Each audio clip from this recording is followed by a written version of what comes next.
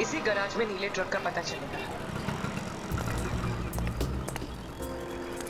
अरे कोई मिस्त्री या मैकेनिक है क्या यहाँ पे? हाँ हाँ बताइए साहब, काम क्या करवाना है? हमारे पास बहुत सारे मैकेनिक और मिस्त्री हैं। कच्चे खिलाड़ी लगते हो। अच्छा डॉक्टर वो होता है जो मरीज को देख के ये बता दे कि बीमारी क्या है।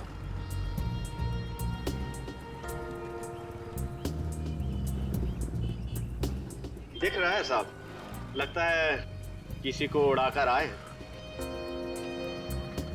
नशे की हालत में। नशा नहीं बोलने का, नशा बुरी आदत होती है। Do not drink and drive. हम दोनों तो हमेशा ऐसे ही रहते हैं, पूरे होश में।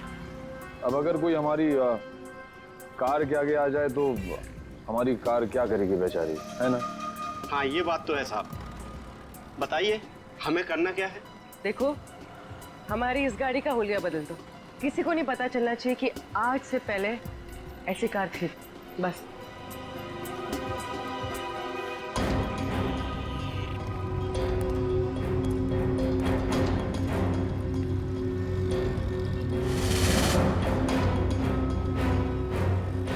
नहीं, ये पुलिस का मामला लगता है और मैं ऐसे कामों में हाथ नहीं डालता। आप जाइए और किसी गैरेज में। जितना पैसा बोलोगे उतना मिलेगा। 10, 20, 50। हाँ 50 चलेगा। चलेगा, दिए। पुलिस आ गई। देखो, हमें कहीं छुपा दो, हमें पकड़ लेगी। हमें कहीं छुपा दो जल्दी से। उधर जाओ, उधर जाके छिप। बताना मत।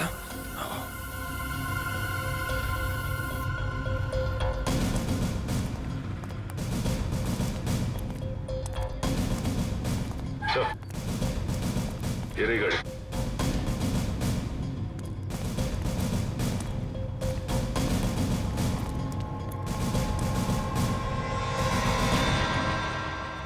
इकडे कोणाची गाड़ी है? साहब कौन लेके आया गाड़ी? 2 लोग आए थे साहब। किधर गए वो लोग? बोल, किधर गए?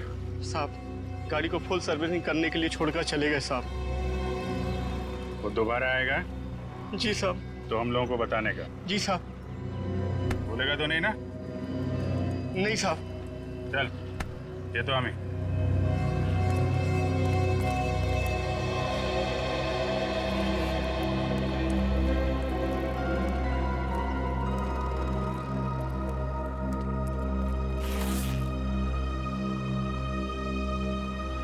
ये 20,000 एडवांस, बाकी पैसा काम होने के बाद।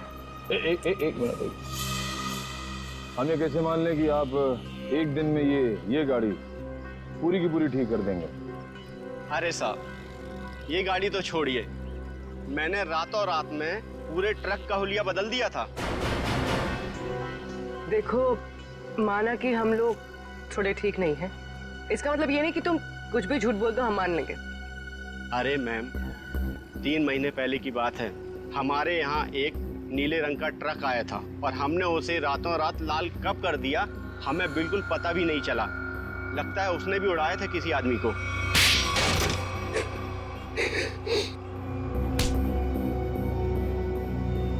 मगर अपने को पता चल गया है? क्या नंबर था ट्रक का? तुम सीआईडी के जाल में फंस चुके हो। उस ट्रक का नंबर तो नहीं मालूम, लेकिन वो ट्रक सब्जी मार्केट में चलता है। भाजी मार्केट में? हमारे पास जब ट्रक आया तो उस ट्रक में सूखी सड़ी गली सब्जियां कुछ पड़ी हुई थी। कौन मालिक है ट्रक का? ट्रक के मालिक का नाम तो नहीं मालूम, लेकिन उसके ड्राइवर का नाम मालूम है। उस ड्राइवर का नाम गोटिया था। गोटिया? जी साहब। कैसा दिखता है ये गोटिया?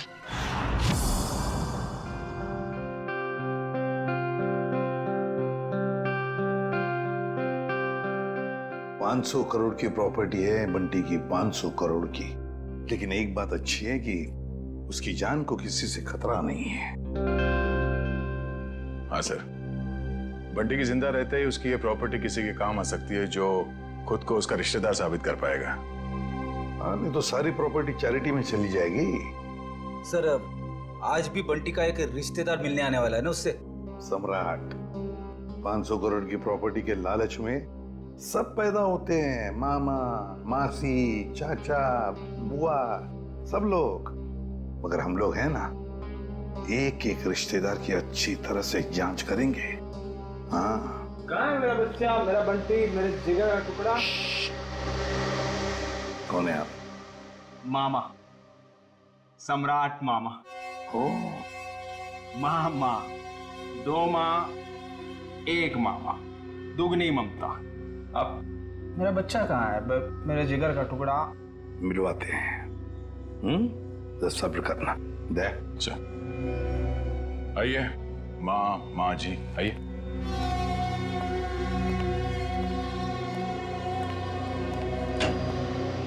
पंकज, ये मामा जी है, सम्राट मामा जी, बंटी के मामा, इनसे बात करना चाहते हैं। अंकल, मुझे किसी से बात नहीं करनी।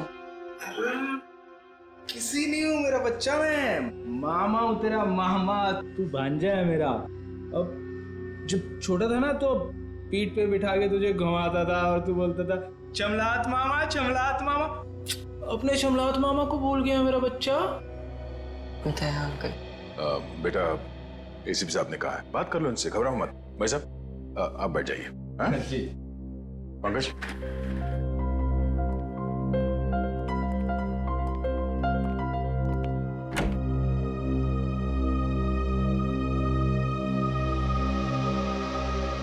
बचपन के रूठने की आदत गई नहीं तेरी। अब पर तू जब बचपन में रूठता था ना तो मैं तुझे चॉकलेट देता था। ये ले तेरी चॉकलेट। आप ये रख लीजिए, मैं चॉकलेट नहीं खाता। बेटा जब तू छोटा था तो यही चॉकलेट खाता था। खाता होऊंगा, पर अभी मैं ये नहीं खाता। कोई बात नहीं, रख ले। जब तू मेरे साथ जाएगा ना तो तुझे वही चॉकलेट दूंगा जो तू अब खाता है। चल, अब मामा को एक मीठी सी प्यारी सी किसी दे दे। चल कम। आप अपनी आगे खोल लीजिए, ये सब मेरे को अच्छा नहीं लगता। भूल गया, शर्म आ रही है तुझे।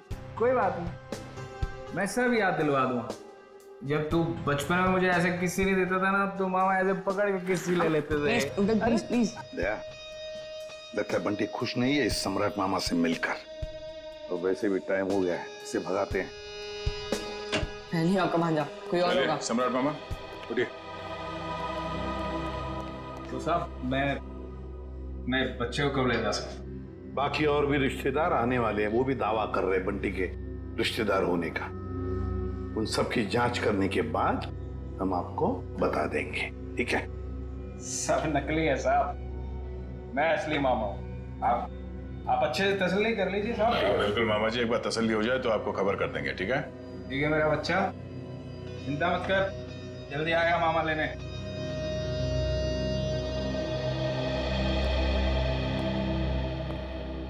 मिले मामा से? अंकल, मुझे इन लोग के साथ नहीं जाना, मुझे लोग अच्छे नहीं लगते अंकल। अरे सही तरह से जांच करे बगैर हम तुम्हें कहीं नहीं भेजेंगे, किसी के साथ भी नहीं भेजेंगे, समझे? पर अंकल मुझे आपके साथ ही रहना है, मुझे इन लोग के साथ जाना ही नहीं है। हाँ बेटा, तुम हमारे साथ ही रहोगे, तुम यही रहोगे, हम तुम्हें कहीं जाने भी नहीं देंगे। घबराओ मत। दया, चल बंटी को हॉस्टल वापस भेज देते हैं। फ्रेडी अंकल तुम्हारे ऊपर नजर रखेगा, ठीक है? फ्रेडी के साथ फ्रेडी रहेगा। सर, हाँ, युग के बारे में नई जानकारी मिली है। क्या? सर, शनाया ने युग से पैसे लिए थे और फिर युग उससे अपने पैसे वापस मांग रहा था।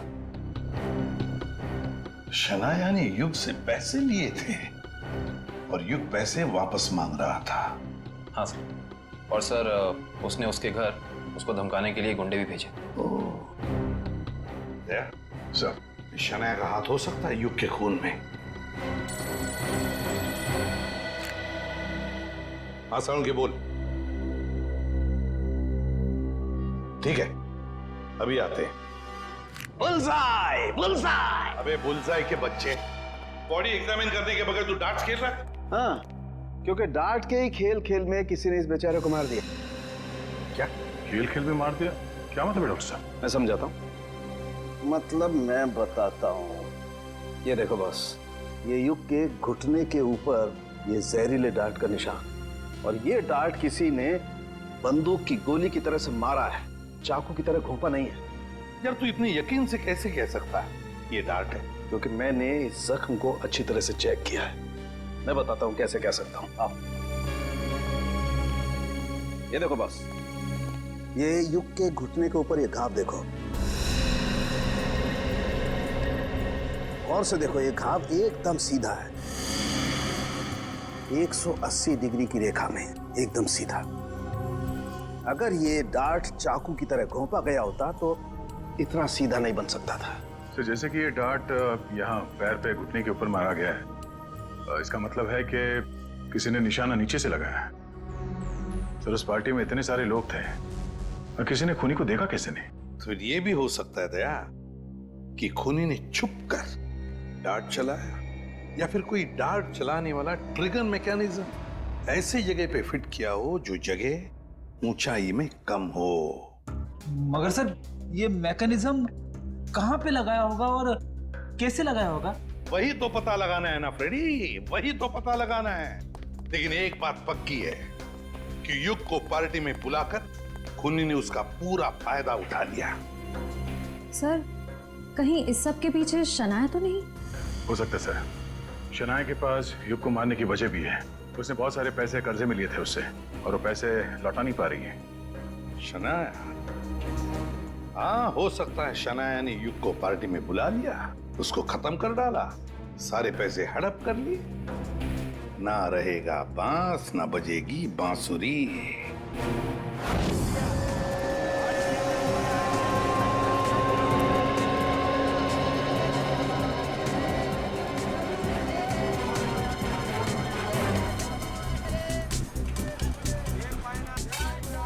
अरे सुनो।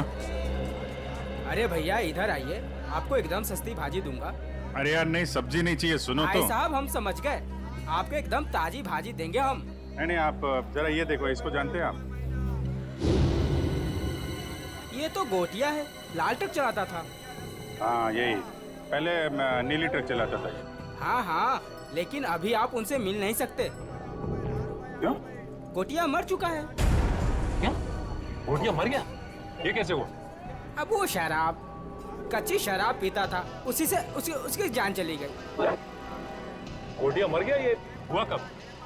अभी 1.5 महीना तो हुआ है। वो रहता कहाँ था? वो बसरा चौल में रहता है, लेकिन आपको वहाँ कोई मिलने वाला नहीं है।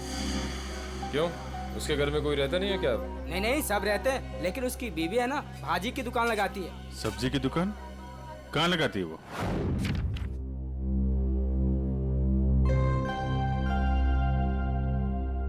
राहुल क्या बात है, तू इतना चुपचाप क्यों है? कुछ नहीं। रुक मैं पता लगाता हूँ क्या बात है। 1 2 3 पता चल गया। तुम तो एकदम सीआईडी अंकल्स की तरह बर्ताव कर रहे हो। क्या करूँ, कभी कभी सोचता हूँ कि बड़े होके एक सीआईडी अंकल ही बन जाऊँ। अच्छा तो बता, मेरे बारे में क्या पता किया? वो मैं तुझे बाद में बताऊंगा। पहले तू बता कि तेरी परेशानी क्या है? बंटी, वो ना मुझे मेरे पापा की बहुत याद आती है। मैं समझ गया था, पर राहुल तू चिंता मत कर, सीआईडी अंकल आ गए हैं ना, अब तेरे पापा को गायब करने वाले लोगों को पकड़ेंगे और उन्हें जेल में डाल देंगे। सच? मैंने आज तक कभी तुझसे झूठ बोला है क्या? बिल्कुल नहीं। चल अब खुश हो जा। राहुल तुझे पता है, जब मैं बड़ा होकर सीआईडी अंकल बनूंगा ना, तो गुनहगारों को कैसे सजा दूंगा? कैसे? गुदगुदा के। उन्हें इतना गुदगुदाऊंगा कि वो लोग परेशान होकर सच बोल देंगे। ये तो अच्छी बात है। तो चल देख कर आते हैं सीआईडी अंकल्स क्या कर रहे हैं। तो चल। मैं अकेली हो गई साहब, गोटिया मुझे छोड़कर चला गया, आप लोगों ने उसकी याद दिला दी। देखिए एक केस के सिलसिले में पूछताछ करनी थी, इसलिए हमें आपसे पूछना पड़ा। हम आपका दर्द समझ सकते हैं। अब ठीक कह रहे हो मैडम जी, एक औरत ही औरत का दुख समझ सकती है। गोटिया ने नहीं समझा साहब, पता नहीं क्यों उसने उस कंस्ट्रक्शन कंपनी के लिए काम किया, देसी दारू पिया और इस दुनिया से चल बसा। एक मिनट, ये गोटिया सब्जी की डिलीवरी वाली ट्रक के अलावा कहीं और भी ट्रक चलाता था? हो साहेब, गोटिया सरकारी ड्राइवर था आणि बिल्डिंग बनाने वाले और ठेकेदार होते हैं ना, उनको सीमेंट पहुंचाता था आणि थोड़े पैसे ज़्यादा के लिए कंस्ट्रक्शन कंपनी में काम भी करता था। हो साहेब, कितनी महंगाई है, काम तो करना ही पड़ेगा। आणि ये कंपनी में काम करके तो बहुत फायदा भी हुआ, बहुत पैसा मिला साहब। उसी पैसे से तो मैंने दुकान डाला है। ज्यादा कमाई हुई, कहीं कोई गलत काम तो नहीं किया उसने? मला पण वाटलं होता काहीतरी गलत किया है उसने। बीच में बहुत टेंशन में रहता था आणि दारू भी बहुत पीता था। टेंशन में था? तुमने पूछा नहीं क्यों? मैंने पूछा था साहब, पर उसने बताया नहीं। उन लोगों ने उसको कुछ तो करने को कहा था।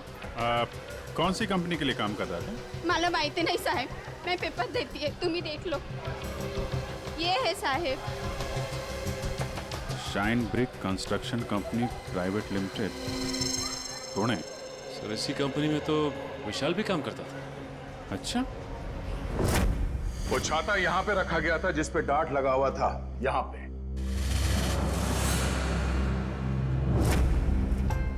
इतनी ऊंचाई पर और इसी जगह पे। और युग यहां पर खड़ा था, फोन पर बात कर रहा था। वो फोन जो झूठा फोन था सिर्फ इसलिए किया गया था ताकि युग यहां आकर उस फोन पर बात करे। उसे यहां लाने के लिए किया गया था। युग यहां पर फोन पे बात कर रहा था, उसी वक्त किसी ने ट्रिगर चला दिया, डार्ट निकला उस छाते में से और घुस गया यहां घुटने के ऊपर युग के।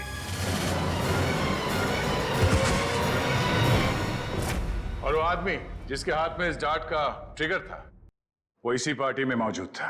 सर बताइए ना, कौन है खूनी? इसने मेरे युग को मार दिया। वही जो इस पार्टी के बारे में सब कुछ जानता था, वही जिसे युग के साथ कुछ लेना देना था। वो जिसे युग खटक रहा था। युग ने उसे पैसे दिए हुए थे और शायद वो उसे वापस मांग रहा था। क्यों शनाया जी, सच है ना? नहीं सर, ये सच नहीं है। मैंने युग और दिया से पैसे जरूर लिए थे, लेकिन सर मैं किसी की जान नहीं ले सकती हूँ। हाँ, हमने कब कहा कि आपने युग की जान ले ली है? किसी से मरवा दिया युग को। और तुमने जान ली मेरे युग की। हमने तुम्हारे बुरे समय में तुम्हारी मदद की, तुम्हें पैसे दिए, तुमने उसी पैसे के लिए मेरे युग को मार दिया। नहीं दिया, ये तुम क्या बोले जा रही हो? सर, मुझे मेरी फिल्म का एडवांस मिला था, मैं युग को पैसे लौटाने ही वाली थी। मेरे पास वो चेक है, मैं आप लोग को वो दिखा सकती हूँ। चेक घर में रखने से कर्जा नहीं उतरता, कर्जा उतारने से उतरता है। वैसे लोगों को कर्जा लेने में बहुत अच्छा लगता है, मगर जब कर्जा उतारने की बात होती है तो बहुत तकलीफ होती है। क्यों? और इसीलिए तुमने उस गिटार बजाने वाले के हाथों युग को मरवा दिया। कौन सा गिटार बजाने वाला सर? पार्टी तो तुम्हारी थी शनाया, तुम तो जानती होगी उसे। लेकिन आप कैसे कह सकते हैं कि वो कोई गिटार बजाने वाला था? हमने वीडियो फुटेज में उसे देखा था, उसने गिटार बजाने वाला थंपिक पहना हुआ था। शायद वो कहीं और परफॉर्म करके यहाँ इस पार्टी में आया था, इसलिए शायद हड़बड़ी में वो थंपिक उतारना भूल गया। वाकई? क्यों, आपको कोई शक है? नहीं, मैं तो ये सोच रहा हूँ भाई, मुझे यहाँ क्यों बुलाया गया? देखो भाई, मैं निर्दोष आदमी हूँ, अपने आप में मस्त रहता हूँ और मुझे किसी के मरने मारने से कुछ लेना देना नहीं है। चुप रहिए,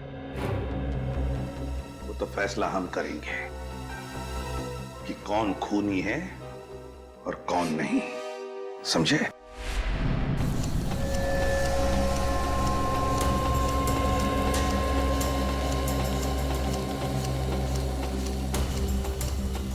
सर 2 घंटे हो गए इस मिल में इंतजार करते करते, अब तक तो उसका मालिक नजर नहीं आया। कब तक इंतजार करते रहेंगे? जब तक उससे मिल नहीं लेते। अच्छा, आ गई सर। मेरा नाम कियाना है, ये मेरा ही ऑफिस है। कियाना जी, आप यहाँ? अरे सर, आप कुछ पता चला विशाल के खूनी का? जी हाँ, उसका खून आपके यहाँ काम करने वाले एक ड्राइवर गोटिया ने किया है। गोटिया? मैं इस नाम के किसी आदमी को नहीं जानती। खैर, आपने उसे गिरफ्तार किया? जी नहीं, क्योंकि गोटिया अब इस दुनिया में नहीं। ओह, अफसोस, तब तो अब कुछ नहीं हो सकता। अब तो आपको ये केस बंद करना पड़ेगा, नहीं? जी नहीं, केस तो बंद नहीं होगा, क्योंकि हमें लगता है कि गोटिया को भी किसी और ने मारा है। सर, आप लोगों का तो काम है शक करना, नहीं? आपको भी मालूम है, हैं? देखिए ना कैसा संयोग है। विशाल आपकी कंपनी में काम करता था, उसे गोटिया ने मारा, और गोटिया भी आपकी कंपनी के लिए काम करता था और वो भी मारा गया। अच्छा आदमी था विशाल, पर गोटिया इस नाम के किसी आदमी को मैं नहीं जानती। सर, मेरी कंपनी में काफी लोग काम करते हैं, अब सबका नाम और चेहरा याद रखना काफी मुश्किल है मेरे लिए। ये बात तो है। खैर, उसके मरने की खबर तो मिली होगी आपको। इतनी फुर्सत नहीं है मेरे पास ऑफिसर, पर हाँ, मेरी कंपनी के कंस्ट्रक्शन डिपार्टमेंट को वीर नाम का आदमी देखता था, शायद उसे कुछ मालूम हो। वीर?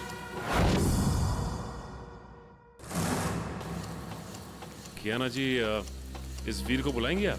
I am really sorry officers, but मैं चाहते हुए भी आप लोगों की कोई हेल्प नहीं कर सकती। क्यों? क्या हुआ? वीर ने अचानक ही हमारी कंपनी कुछ दिन पहले ही छोड़ दी। सर, हमने उसका नंबर भी ट्राई किया था, मगर उसका फोन बंद आ रहा है। इस वीर ने आपकी कंपनी में कोई घपला वगैरह तो नहीं किया था? सर, काफी बड़े काम है हमारे, लोग कुछ ना कुछ तो करेंगे ही। अब अगर हम नुकसान के बारे में ही सोचते रहे तो फायदे के तो सभी मौके खो देंगे, है ना? खैर, अगर आपकी इन्वेस्टिगेशन खत्म हो गई हो तो अब मैं चलूं? श्योर, अभी आप जा सकती हैं। Thank you.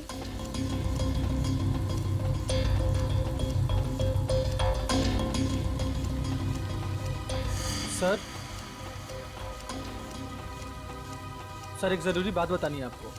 हाँ, बताओ। सर, विशाल बहुत शौकीन मिजाज का आदमी था। शौकीन मिजाज का?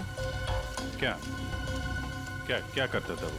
सर, जिस रात उसका खून हुआ था, उस रात होटल आला में उसने अपने नाम पर एक कमरा बुक किया था। होटल आला? जी sir. Okay, thank you very much. Thank you sir. Sachin, जरा इस होटल आला का ताला खुलवाओ, पता करो ये विशाल क्या कर रहा था वहां पे। तो दरवाजे पे ताला था और उसका फोन भी बंद है। पूरे घर की तलाशी लेते हैं।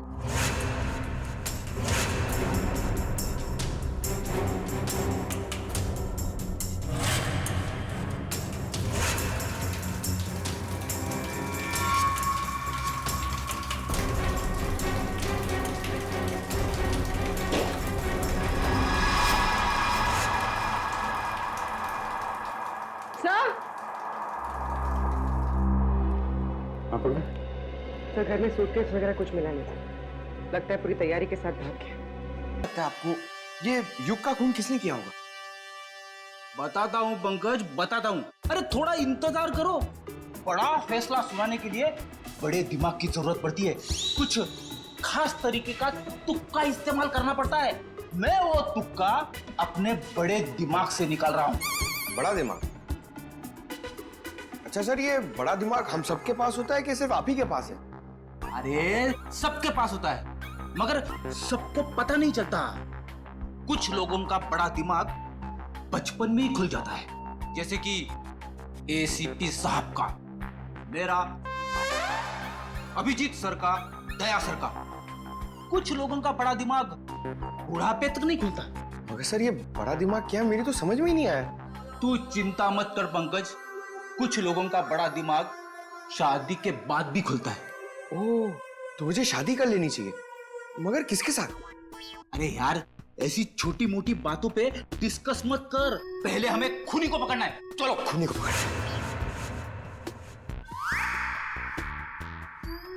शनाया एक्ट्रेस है, अच्छी एक्टिंग कर लेती है, लेकिन फ्रेडी की पैनी नजरों से बच नहीं सकती। कुछ पता चला सर, खूनी कौन है? एक मिनट। ये क्या कर रहे हो? मेरे बड़े दिमाग में एक मैसेज आ रहा है। Message incoming. अरे मजाक कर रहा हूं मैं। अरे नहीं नहीं नहीं, आप करो सर, क्या कर रहे थे? अक्कड़ बक्कड़ बॉम्बे बो, 80 90 पूरे 100, 100 में लागा धागा, चोरी करके भागा। पाव रोटी बिस्कुट, साहब बोला वेरी गुड। नहीं, वेरी बैड। नहीं सर, सर इसका नाम मत लीजिए सर। ये खून नहीं कर सकती सर। ये तो शनाया है। अरे शनाया है तो क्या हुआ? उसके चेहरे पे थोड़ी ना लिखा है कि वो खून नहीं कर सकती। सर मैं मानता हूं कि आपके पास बड़ा दिमाग है, मगर सर गुनहगारों को पहचानने की नजर नहीं है आप में। क्या बोला? सही बोला सर। सर सोचिए सर, उसका चेहरा याद कीजिए। वो कितनी खूबसूरत है, कितनी मासूम, कितनी भोली, कितनी प्यारी है सर। सर वो किसी का खून कैसे कर सकती है? लेकिन पंकज, वो शक के दायरे में है, जरूर है। मैं नहीं मानता। अरे तुम्हारे मानने या ना मानने से कुछ नहीं होता। वो देखा जाएगा।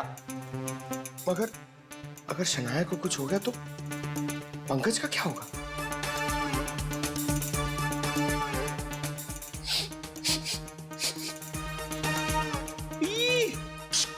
क्या हुआ सर? इसके तो नाम से भी शराब की बू आ रही है। सर ये तो शराबी, लालची, जुआरी सब लगता है सर। पता चल गया? पता चल गया तो जल्दी बताइए सर, कौन है वो? शनाया। शनाया।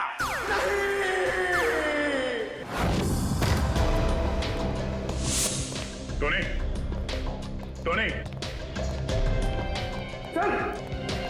चल जल्दी। तू मर गया।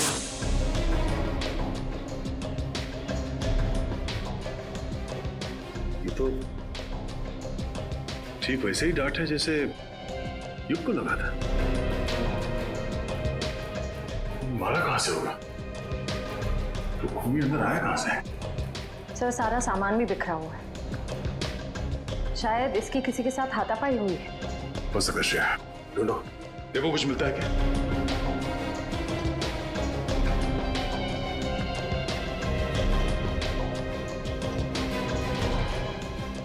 सर, आशा, सर ये देखिए। ओह, तो इस माइक में छुपा रखा था वो डार्ट। टोनी ने ये माइक शायद अपने मुंह के पास लाया होगा और वो डार्ट यहाँ माइक से निकलकर उसके गले में फंस गया और मारा गया। पर सर ये सब किसने किया होगा? वही जिसे डर था कि हम इस टोनी के जरिए युग के खूनी तक पहुंच जाएंगे। सर, सर क्या हुआ? यहाँ पे कुछ है। क्या है? अब पहले मुझे बाहर निकालो, फिर दिखाऊंगा।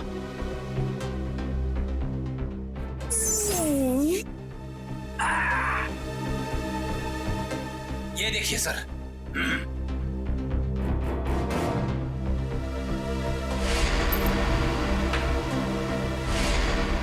सम्राट? हाँ सर, सम्राट मामा। पता करो इस वक्त ये कॉइन उछालने वाला कहाँ है?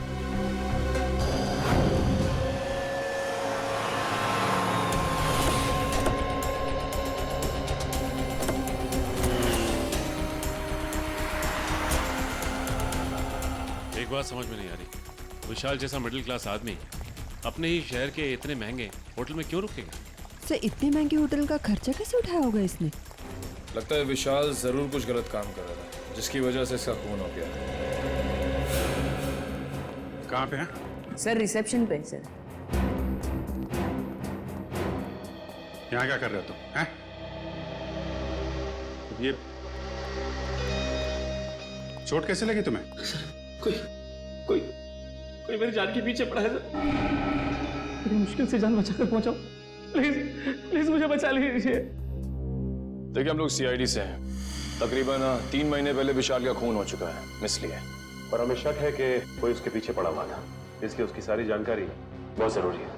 सॉरी सर, 1 मिनट मैं अभी देता हूँ। विशाल मारा गया और रातों रात तुम्हारी किस्मत बदल गई। वो ट्रक ड्राइवर जिसने विशाल को मारा था वो तुम्हारी कंपनी के लिए काम करता था, उसे भी कच्ची शराब पिला के मार दिया। इन सब के पीछे तुम हो। तुम्हारे पीछे कौन पड़ा है? रातों रात तुम्हारी किस्मत बदल गई। वो ट्रक ड्राइवर जिसने विशाल को मारा था, वो तुम्हारी कंपनी के लिए काम करता था। उसे भी कच्ची शराब पिला के मार दिया। इन सब के पीछे तुम हो। तुम्हारे पीछे कौन पड़ा है? पूरी पलट कर दिए साहब। अगर ऐसे इल्जाम मत लगाइए। कोई मेरी जान के पीछे पड़ा है। मेरे पास बचने के लिए आपके सिवा और कोई जगह नहीं बची साहब। अगर आप लोग सुरक्षा नहीं देंगे तो मैं तो बेमौत मर जाऊंगा सर। बेमौत मर जाऊंगा मैं साहब। घर छोड़कर भाग गए और जब कहीं छुपने की जगह नहीं मिली तो नाटक कर रहे हो। नाटक नहीं है ये। नाटक नहीं है ये। अरे मैं तो खुद ही किस्मत कमा रहा हूँ। आप ही लोग मेरी मदद कर सकते हैं। प्लीज मुझे बचा लीजिए। ठीक है ठीक है, इसको ले जाओ, जरा मरहम पट्टी करो। जाओ इधर से।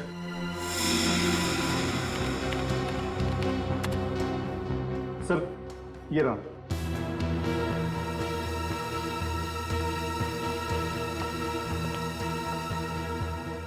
सर विशाल हफ्ते के आखिर में 6 महीने तक लगातार इसी होटल में आके रुके। और हाँ सर, वो हमेशा एक ही कमरा यूज करते हैं। लगातार 6 महीने से इस होटल में आ रहा था वो? अच्छा, वो अकेले आ रहा था या साथ में कोई और आता था? अकेले सर। ये विशाल यहाँ अकेले आके करता क्या होगा? तो हो सकता है किसी से मिलने आता हो सकता है। अच्छा एक काम करो, जिस वक्त इस होटल में विशाल रुकता था उस वक्त और कौन कौन रुका है सबकी लिस्ट चाहिए हमें। जी सर, मैं भी देता हूँ। मुझे आपसे कुछ कहना है। क्या कहना है बेटा? क्या कहना है बता। ये क्या ये? आपके लिए। मेरे लिए? वकील साहब प्लीज मुझे किसी और के साथ मत भेजिए। मुझे कहीं और नहीं जाना है। मैं अपने एसीपी अंकल के साथ ही रहना चाहता हूँ, हमेशा के लिए। मैं बहुत खुश हूं उनके साथ। वो मेरा बहुत ख्याल रखते हैं। मैं उन्हें छोड़कर कहीं खुश नहीं रह सकता। मैं जानता हूं वो मुझसे बहुत प्यार करते हैं और मैं भी उनसे बहुत बहुत प्यार करता हूं।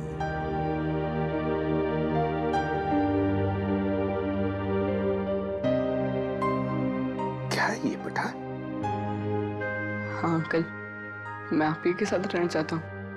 मुझे कहीं नहीं जाना। मुझे आपके साथ बहुत अच्छा लगता है अंकल। मुझे भी तुम्हारे साथ रहना बहुत अच्छा लगता है बंटी। मैं भी तुमसे बहुत प्यार करता हूं।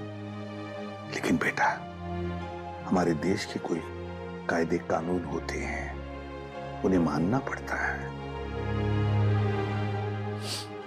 पर अंकल रहना तो मुझे है ना, तो मेरी भी तो मर्जी होनी चाहिए ना। और मेरा दिल कहता है कि मैं आपके साथ ही रहूं। मेरा भी दिल वही कहता है। लेकिन अगर तुम्हें कहीं भेजना है तो मैं तुम्हें किसी ऐसे वैसी जगह नहीं भेजूंगा जहां पर तुम्हें तकलीफ होगी। मगर हाँ, अगर कोई आए और कहे और साबित करे कि वो तुम्हारा रिश्तेदार है और वो तुम पर अपना अधिकार रखना चाहता है, तो ही मैं तुम्हें उसके साथ भेजूंगा। और अगर मुझे पूरा यकीन हो तो अंकल आप किसी पे यकीन ही मत करना। ऐसे नहीं होता बेटा, ऐसे नहीं होता। जाना तो पड़ेगा ही। लेकिन एक बात याद रखना, मेरी नजर तुम पर हमेशा लगी रहेगी। हमेशा मैं तुमसे कांटेक्ट में रहूंगा और दूर से मैं तुम्हारा ध्यान भी रखूंगा, क्योंकि मैं तुमसे बहुत प्यार करता हूं। जी साहब। तुम कौन हो? साहब मेरा नाम रंगा है। मैट्रन मैडम ने मुझे आपसे मिलने के लिए बोला था। दरअसल मुझे यहाँ बच्चों की देखभाल के लिए रखा गया है। देखो रंगा, ये बंटी, ये मेरा बच्चा है। इसका ख्याल रखना अच्छी तरह से। जी साहब। और बाकी सभी बच्चों पर भी। हाँ जी, वो तो रखता ही हूँ। जाओ तो। चलो अब सो जाओ, बहुत देर हो चुकी है। आराम से। ओके, चलो बाय बाय। Good night.